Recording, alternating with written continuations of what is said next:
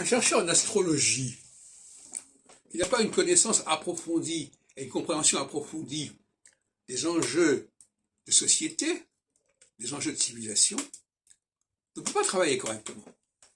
Parce qu'il ne sait pas où ça va jouer, où ça va basculer, où ça pourrait basculer. Quelqu'un qui ne comprend pas, par exemple, qu'un des enjeux, c'est le passage de l'intégration des personnes à l'intégration des peuples, au sein de communautés, de fédérations, etc. S'il ne comprend pas que c'est un des enjeux, il ne va pas introduire cette question-là dans ses prévisions. Et il va s'intéresser à d'autres types de prévisions qui ne sont peut-être pas pertinents astrologiquement, comme la question de la guerre, qui finalement n'est peut-être qu'une conséquence d'une inconséquence, par exemple. C'est-à-dire, parce qu'il y a eu des erreurs de commises. Mais les erreurs ne font pas partie du système astrologique.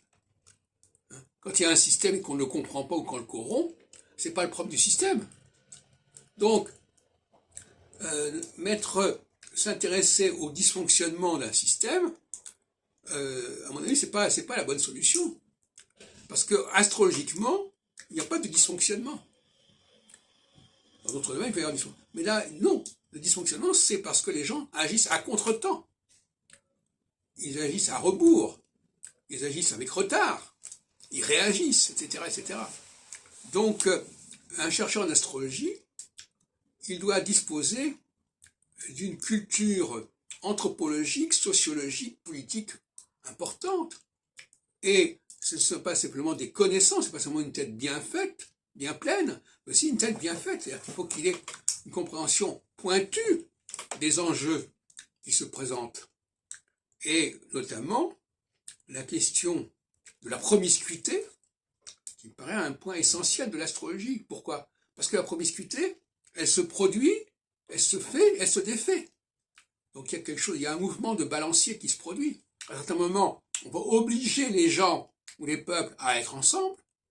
C'est la phase d'équinoxialité. À ce moment, on va obliger les gens,